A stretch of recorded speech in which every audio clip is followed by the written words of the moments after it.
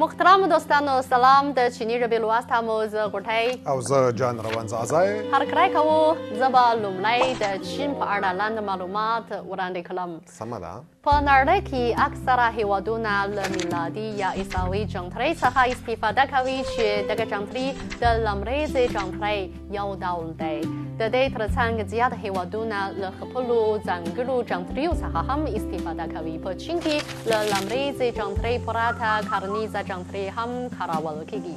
کرنیزه جنترۍ د سپوږمۍ او میاشتې د بدلیدلو له مخې د میاشتو د ټاکنې په اړه یو ډول جنترۍ ده دغه جنتري د چینایانو له عملي اصولو سره سمون لري او د کرنیزو چارو لپاره ګټوره ده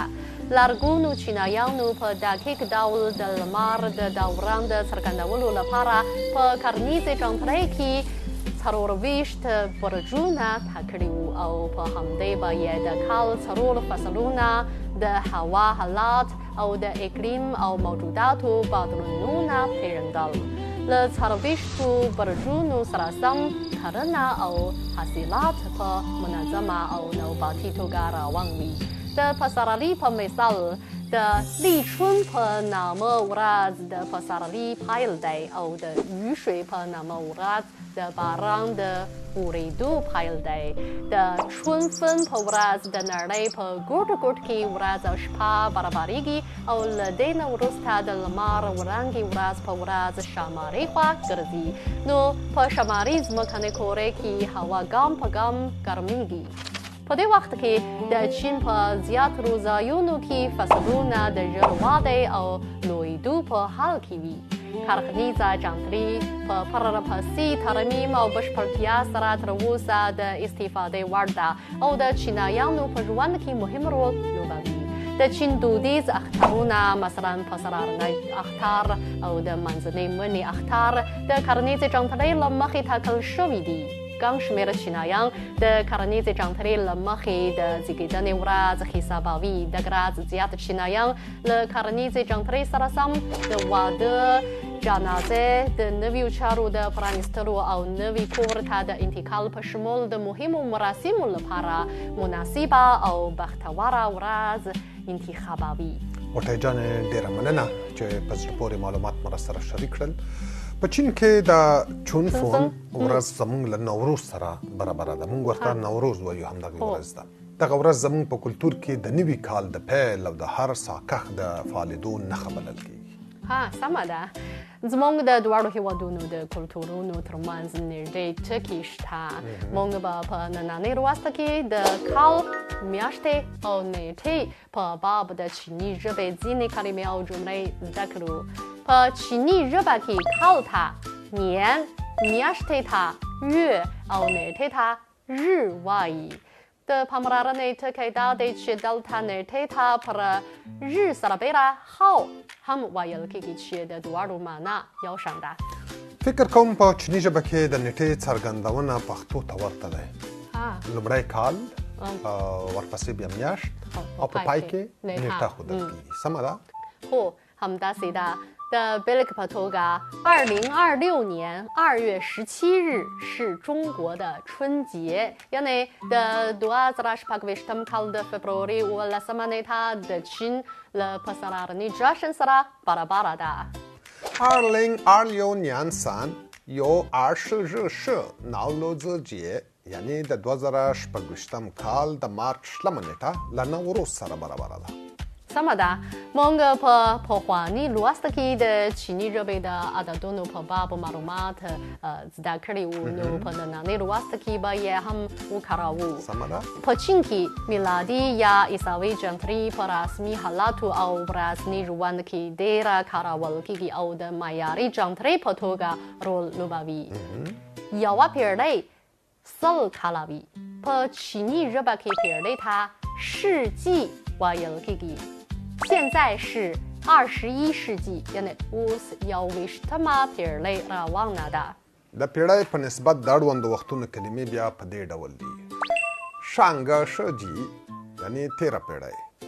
چوګه شجي یعنې روانه پیړۍ شیاګه شجي یعنې راتلونکې پیړۍ سمدا د کال په نسبت د مربوطو وقتونو کلمه هم شته او داسې دي前年یعنی وړم کال 去年یعنی تیر کال 今年یعنی روان کال 明年یعنی راتلونکی کال 后年یعنی بل راتلونکی کال 前年去年今年明年后年 آفرین د ساری په توګه 去年是2025年یعنی تیر کال 2025 کال و今年是2026年یعنی سکال 2026 کال دی 明年是2027年یعنی راتلونکی کال به 2028 کال وي سمه ده تر کال وروسته د میاشتې په باب د معلوماتو تر زده کولو مخکې به د季度کلمې یعنی روبې په باب معلومات زده کړو سمه ده یو کال 4 روبې وي او یوه روبه 3 میاشتې وي سمه ده لومړی روبې ته 第一季度 دوهمې روبې ته 第二季度 درېیمې روبې ته 第三季度او څلورمې روبې ته 第四季度ویل کېږي 第一季度第二季度第三季度第四季度ها ښه تلفظ لري په چیني ژبه کې له یو څخه تر 12 پورې په عددونو پسې کلمه 月 جمع کېږي او د میاشتو نومونه ترې څرګندېږي مثلا 1月 یعنی جنوري 2月 فبروري 3月 مارچ 4月 اپریل 5月 مای 6月 جون 7月 جولای 8月 اگست 9月 سپتامبر 10月 اکتبر 11月 نوامبر 12月 دسامبر ها زه به هم تکرار کړم ها 1月2月3月4月5月6月7月8月9月10月11月12月 سمه ده فراسره پردی په چینی ژبه کې د میاشتې په نسبت د مربوطو وختونو کلمې هم شته دي د مثال په توګه 上个月 یعنی تیره میاشت 这个月 یعنی روانه میاشت 下个月 یعنی راتلونکې میاشت غوټۍ جانې په چیني ژبه کې په عددونو پسې ژ کلمه جمع کیږي او له دې لارې نیټې څرګندېږي سمه ده هو سمه ده د مثال په توګه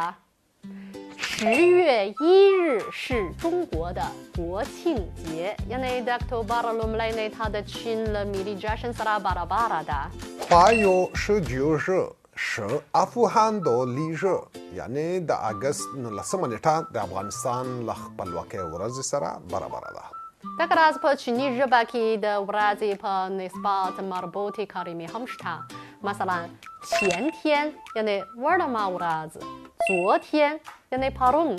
今天 یعنی نن 明天 یعنی سبا 后天 یعنی بل سبا 前天昨天今天明天后天 سمه ده که موږ له نورو څخه د نیټې پوښتنه کوو نو باید ورڅخه 今天是几号پوښتنه وکړو معنا یې دا ده چې نن کومه نیټه ده دلته دود شته چې په پوښتنو کې نیټې ته ر نه وایي او باید ورته هاو ووایو几د عددونو په باب د پوښتنې کلمه ده د بېلګې په توګه 你的店铺几号开业 یعنی ستا هټۍ به په کومه نیټه پرانیستل شي 你的生日是几号 یعنی ستا د ذکرې ورځ په کومه نیټه ده فراسره پردی 什么时候 یعنی څو وخت هم د پوښتنې په جملو کې کارول کېږي د سارې په توګه 什么时候开学 یعنی ښوونیزه دوره به څه وخت پیل شي ورپسې به څه تمرینونه وکړو仔仔先生今天是几号 یعنی仔仔صاحب نن کومه نیټه ده今天是5月11号یعنی نن ورځ د مې 11 نیټه ده什么时候开学 یعنی ښوونیزه دوره به څه وخت پیل شي؟ 9月1号开学 یعنی ښوونیزه دوره به د سپتمبر په لومړۍ نیټه پیل شي. 你的生日是几号？یعنی ستا د زوکړې ورځ کومه نیټه ده؟